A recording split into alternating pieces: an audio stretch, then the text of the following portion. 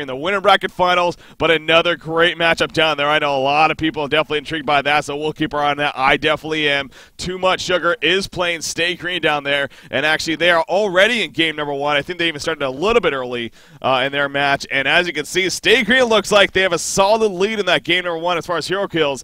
But they are running a Draconis over there on Too Much Sugar, and that one is still fairly early on, only about 19 minutes in. So, again, we'll definitely keep an eye on that to see which team advances on and which team is going to be dropped out and finish 4th place here in cycle number 7. But we got our winner bracket finals to worry about here. Lion Esports Club versus dnL Esports. So here it is. dnL Esports, there we go, the final pick coming out before the first tier, or the second tier of bans even. With that said, let's take a quick glance at what the initial bans were. It looks like it was Scout, Ophelia, Sandwraith, and Engineer. First pick, Tempest coming out, followed by the Keeper of the Forest, Ravener on top of Hag, Slither on top of Parasite. So Lion Esports Club, they have been running a lot of Slither, especially carry Slither lately. Fuzi going to be playing that Slither more than likely for Lion Esports Club right here. And again, the Ravener Tempest on top of that, obviously Super KGE, very likely going to get his hands on the Ravener right there. And that's definitely a strong trio of heroes that they have over there on the lead side. Obviously, it is very similar for dnL Esports. A little bit more of an aggressive mindset, somewhat, other than the Keeper of the Forest. Of course, most likely going to end up in that Suicide. They got the Parasite for the jungles. Lapped loves playing that Parasite. And then they got the Hag on top of that. So we'll see if that Hag ends up being the short lane Hag or not. Again, right as I say that, though, you pretty much can assume it is with that Keeper of the Forest pick up as well. So it's going to be more of that mid-style line or mid-style heroes that they're going to be going for dnL Esports here, more than likely. Still their main support, of course. So you see the right click on Master of Arms even coming out, so maybe that's some insight there. But then on top of the mid hero, if they want to even match up against Lions, they could look to run some kind of an aggressive trial lane, have a Hag and a Keeper of the Forest solo. They got the Parasite jungle. That would not be out of the question. So we'll see what dnL Esports go for. They are known for being one of the more aggressive style teams.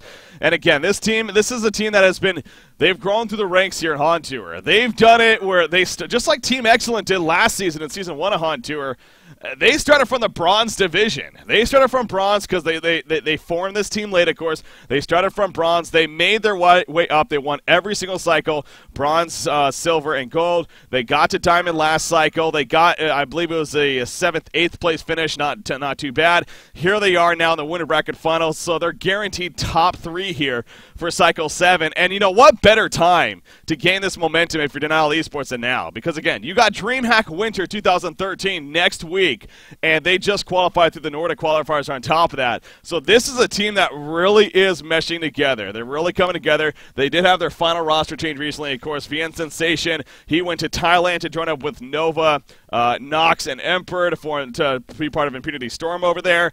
As a result, Slap stepped up as the new captain for the team, and they picked up support as a new main support for the team. And again, he's definitely a fan favorite as well when it comes down to it. So dnL Esports kind of like Too Much Sugar in that sense, where they have a lot of star power names. I mean, they got a lot of, somewhat popular streamers. They got Slapped.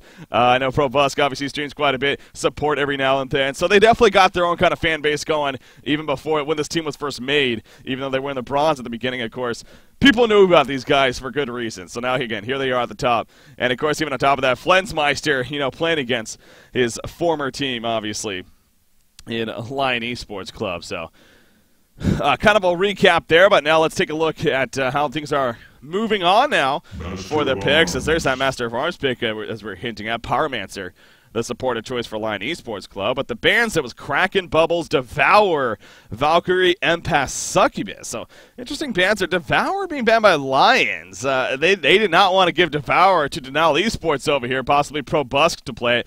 I know they've been running a bit of Pestilence over here on dnL Esports, and that would not be out of the question to be the final pick, honestly, coming out for them. ProBusk plays a fantastic Pestilence, and they still could use that mid-style hero to go with the Master of Arms, of course. So that that could be a very, very possible option here for them. Something that's on the board, though, that is standing out to me, though. Warbeast is left on the board. He is untouched so far by either side. Warbeast is still there.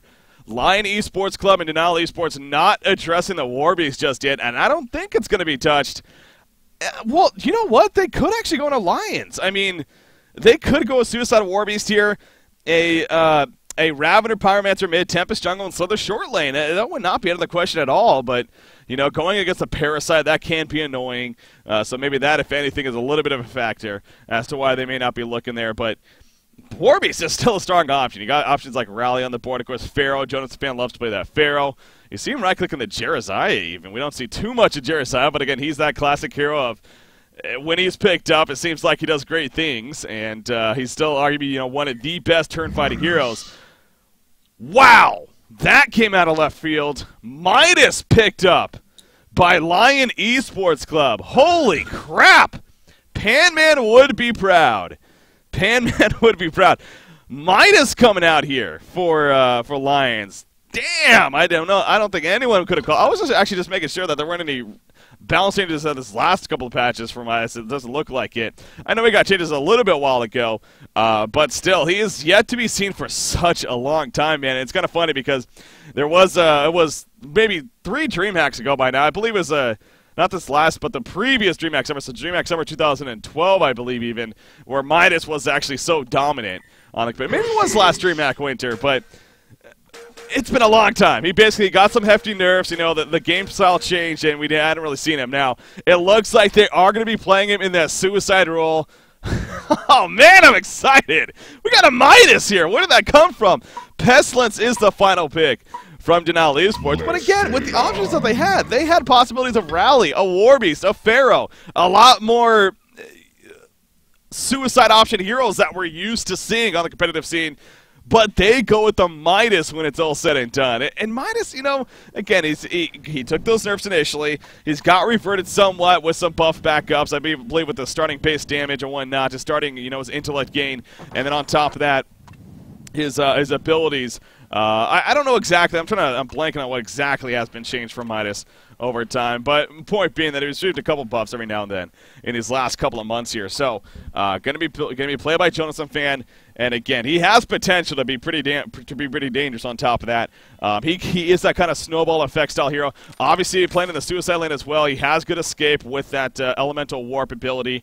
And also, you know, he definitely needs levels, but at the same time, it's not going to be completely handicapped by not having the most levels. So, yeah, it's going to be a lot. I know a lot of people are definitely going to be focusing on that Midas, though, for good reason, as that is a different pick. Oh, let me switch the interface here real quickly. Apologize for that. There we go.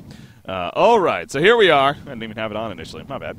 Anyways, here we are. Game number 1 once again. Lion Esports Club versus dnL Esports here. This is game, or the winner bracket finals even, of these two teams. So again, both teams, they've guaranteed a top 3 finish at least. These two teams competing. The winner, of course, going to the grand finals to play tomorrow in the later match. The loser will drop to the 3rd place match to face the winner of TMSR versus Stay Green. Again, both teams not only looking for some good points and prizing here, but also good momentum going into DreamHack. And you know, another big thing too, we were talking about this kind of at the beginning of Cycle 7. The standings are definitely shaping up to be very interesting. It's kind of a race for first place between Lions and Stay Green, and then it drops off after that. And there's a lot of, you know, even parts between 3rd all the way through 10th place even. I mean, there's definitely some even parts every now and then. So, but Lions and Stay Green has about a 3,000 point advantage. I know it's kind of hard to determine what does that really mean in the end, but basically, Lions has been catching up these last couple of cycles. And if they keep up the momentum, if they can win a couple more cycles, and if Stay Green, you know, if Stay Green loses to TMSR here today and finishes 4th, you know, Lions could get really, and the Lions wins the cycle, they could get really close. And with still 2 more cycles, 3 more cycles even after this one, I mean, there's still plenty of time for Lions to ultimately pull ahead and earn that 1st place spot. And of course, that's important because if you get 1st place, you're automatically going to the grand finals where $150,000 prize pool is on the line. The global grand finals here for HoN Tour to take on the best around the world. And then, of course, if you finish 2nd place, you're then competing in another tournament, 2nd through 17th place, to compete to be the other team to join that 1st place team. So that's very important. And obviously, once we get into those last couple of cycles especially, we'll really be breaking it down and seeing where things stand. But anyways, once again, here we are into the laning phase. As you can see, to kick things off, the bottom lane, it is Slither versus a Keeper of the Force. You got Ravener Pyromancer versus a Pestilence Master of Arms mid, and then Midas taking on the Wretched Hag. Well, excuse me, they're at the top lane. Of course, both teams do have the jungler. Tempest on the Legion side, Parasite on the Hellborn side. So neither side doing anything too unique right here, other than the pick for that matter. I mean, obviously, again, it goes back to the Midas pick over here. for Lion Esports Club, and now that's definitely a different style of pick coming out for Lion Esports. So, sorry, a little bit of distraction there. But again, we're excited to see how that progresses here, being played by Jonathan Fan. So Blood Chalice finished on Parasite right there. Of course, Labs continuing to farm away in the jungle. Again, he loves playing this Parasite.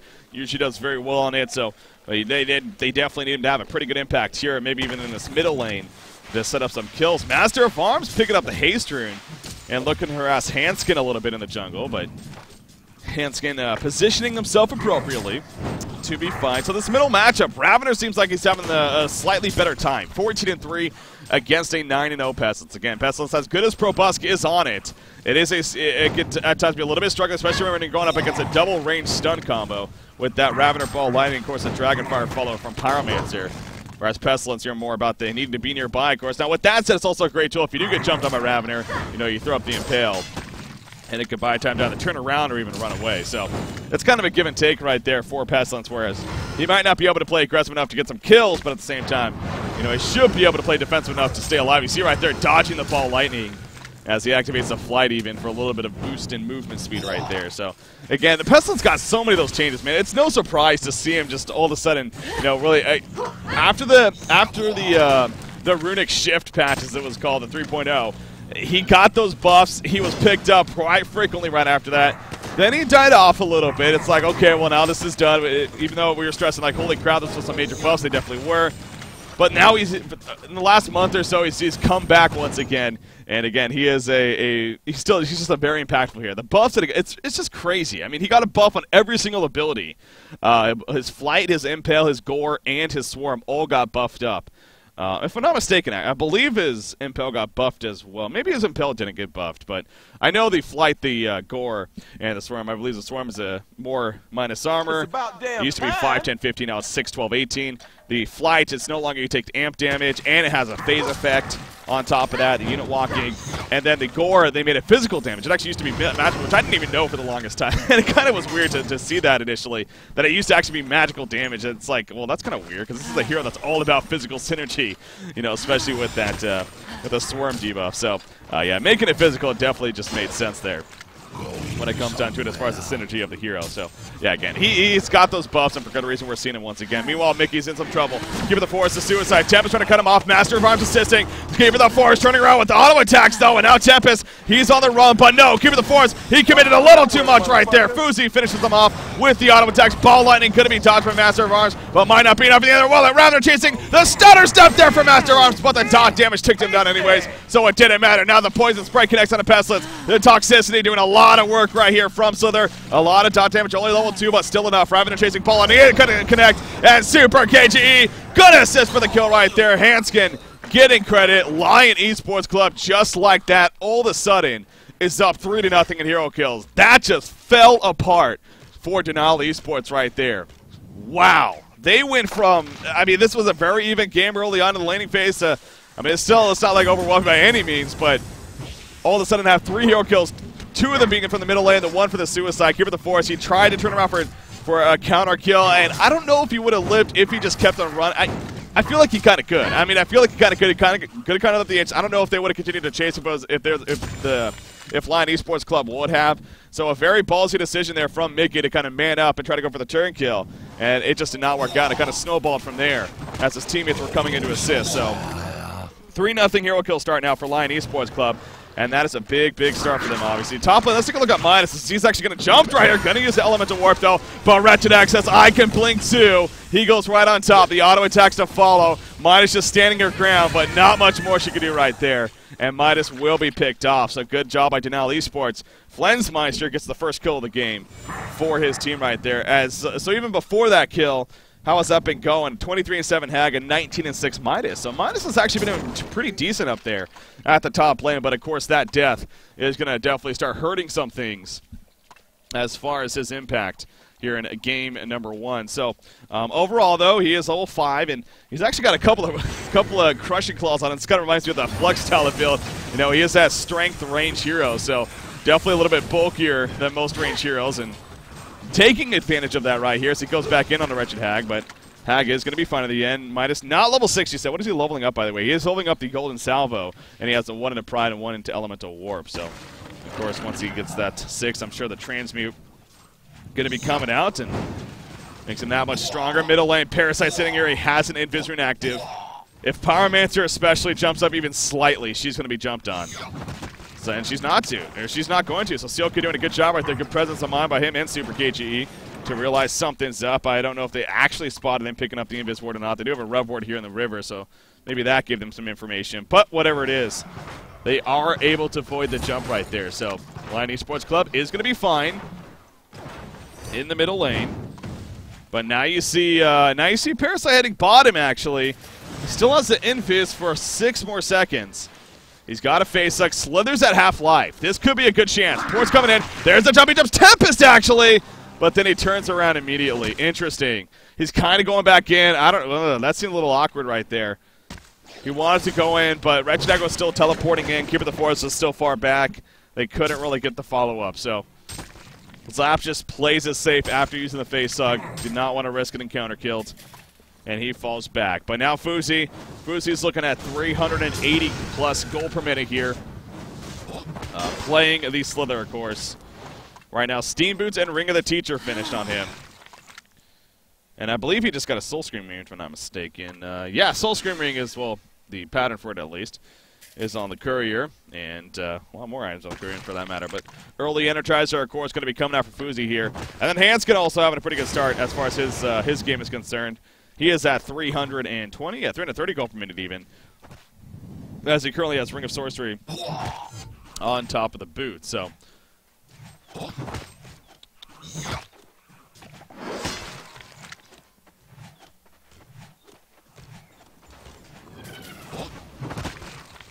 oh, look at that. Cool. Okay, by the way, guys, again, I know a lot of people, obviously, they are intrigued about the Stay Green versus Too Much Sugar match. Apparently, Riser's actually, Riser got access to cast it, so if you do want to check out his stream is twitch.tv/RiseAirOFool. RiseAirOFool, as it sounds. Somebody linked it in the chat as well. Definitely check that out as well. Get some dual streaming going on. People might be questioning, where's Beef, where's Coldcast? Obviously, Beef is away for the weekend. He's been a little bit sick, and he's been away for this weekend. So getting ready for DreamHack and everything. So obviously, he isn't around to do the casting here this week. So that's why Coldcast hasn't been on to cast. But it is good to see that somebody was able to step up and actually get access to cast that, because obviously that is a big match as well that I know a lot of people want to watch. So you can definitely check it out over there. The Stay Green versus the Too Much Sugar series, as far as that match is concerned. But bottom tower, back to this one. You see Slither and Tempest pushing it in. Tempest getting credit for the tower kill. And actually, he's going to be on his way towards that, Astral Aid pickup, obviously. It's just kind of funny seeing a lonely Trinket of Restoration on him, but eventually builds up into the full Astral Aid. Keeper of the Forest kind of here. He does have a root, so if he can get some team support, maybe they can make something happen. If they continue pushing, that is. So they're only in the level 1 wards, but still enough to be extra annoying here.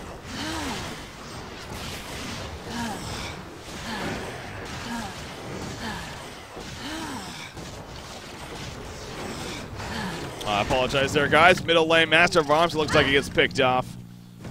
So the Ravener Pyromancer combination coming through right there. Pyromancer did use his ultimate to do so. And you see Ravener is able to escape from Pestilence. Bottom lane, Keeper of the Forest is going to fall. He roots right there, trying to buy time for his teammates. Wretched Hag comes in. She may be able to clean up. Yes, they will. They clean up right there onto Tempest. But Wretched Hag cannot help finish off Slither right there. She does not have levels in her Bat Blast yet. She's level 9. She actually just got it. So she didn't have a level in her Bat Blast just yet. That's unfortunate, because if she had a Blitzmeister, could have very likely got the other kill on a Slither as well. But just did not decide to level it just yet. And they missed on an opportunity right there. But at least they get the 1 counter kill. Pestilence, though, in the meantime, obviously he falls. Sealka gets credit, but Ravener with that double damage rune. Obviously doing a bit. And he lands right there to Master Bomb. Look at that damage with the Storm Blades and the double damage rune. Nothing support could do right there. That was just a beautiful ball lightning coming out from Super KGE. So 7-2 hero kill advantage now in favor of Lion Esports Club. You're looking at nearly a 5,000 gold lead and a 4,000 experience lead here in Lion Esports Club favor. looking pretty damn strong. Dust coming out from Tempest, trying to see if Keeper the Forest or anybody else is nearby, but obviously that's not the case. Ends up being a free tower kill. But good job. It's just good preemptive use of the Dust, and you'd like to see that. Obviously, you know, waiting to notice that there's an invis nearby, you know, might be too late at that point. So just preemptively use it. Not the biggest deal. It's very cheap, and it could prevent and even get you a kill in the process. So just good use of that right there. Obviously, a very experienced team. Definitely taking advantage of that. Midas might be in a little bit of trouble, actually. Wretched Ag's going to chase right here. No, she's not. She does not chase. Midas Elemental warps away and teleports back to base. So Jonathan's a fan. He has 1,200 gold saved up, by the way. He is finishing a Grave Locket here. So, again, his farm is looking about 260 gold per minute. Not too bad. He's level 8 on top of that. Really not too bad overall. I mean, especially for being a Suicide Midas here. Definitely off to actually a solid start, even, you could say. Energizer, again, finished on Slither. Another 1,100 gold saved up for him now. And he's just continuing to push this bottom lane. He's taking advantage of the Ring of the Teacher and just him being Slither as a hero. But he might be staying around a little bit too long. Keeping the Force coming in. He's ready with a root. Pestilence charging it as well, but Tempest does have illusions over here. That's going to spot him, and Slither should be fine. He puts a ward down over there, and Pestilence is like, are you kidding me? That's got to be frustrating. They thought they had a gank set up, but all of a sudden illusions are there. And they foil everything, and now here we go. Lion Esports Club off to the side. Ravener, he's going to look for ball landing. Tempest all the way to lockdown Keeper. Keeper could not get the root off. Easy kill right there. An easy tower push on top of that. Lion Esports Club really making a statement here in game number 1. They are going full throttle, man. dnL Esports just honestly seems outmatched here in game number 1. And it's showing all across the board. 7,700 goalie, 5,000 experience right now in favor of the Lion Esports Club. You got the bottom lane. Slither over here. He's actually just going to even continue to push it up. So Fuzzy just loves this bottom lane, and he's able to control it. Again, another extra benefit of Slither, using those wars to kind of scout things out and have vision off to the side for possible incoming ganks and whatnot.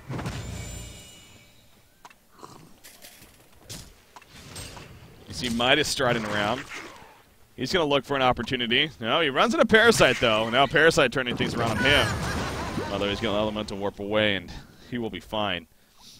Elemental Warp just is too long, man. Just say teleport. Teleport or blink. I guess that's even easier.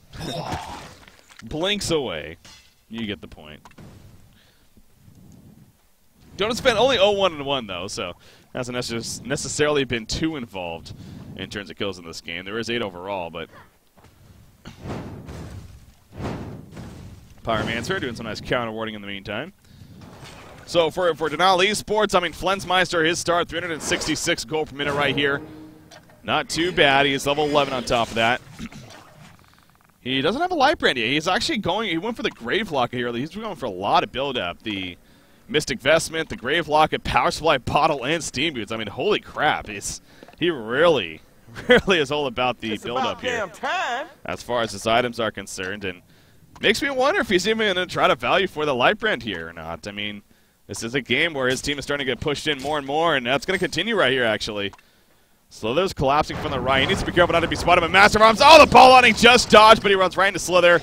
In comes Midas with a flank. Level 9 Midas. He has a combo ready to go. He's going to try to jump attack. He lands on a couple. He stuns. He transmutes both right there. And Wretched Ag's going to fall on top of Pestilence. And Massive Arms. Root comes out, but it's just too damn late. There goes the Dust. Down goes Keeper the Force. Parasite is falling back to base. 4-for-0 exchange right there. Again, Lion Esports Club. Actually, Super KG ends up falling right there as the dot damage, I guess, ends up ticking him down. So a little bit of a misplay there. But GG well played's coming out. Yeah, Lion Esports Club just too strong here in game number 1. Not much else to say, really. I mean, Slither pushing the bottom lane like he did. He had very good control of it. The middle lane, too. You know, they got the kill on a Pestilence early on, and then I guess I'm trying to remember at the exact point where that game really started to take off, but I think it was just overall. I mean, the lanes were just being won by Lion Esports Club. Tempest had the solid start. Parasite's involvement might not have been as involved as they would have liked earlier on.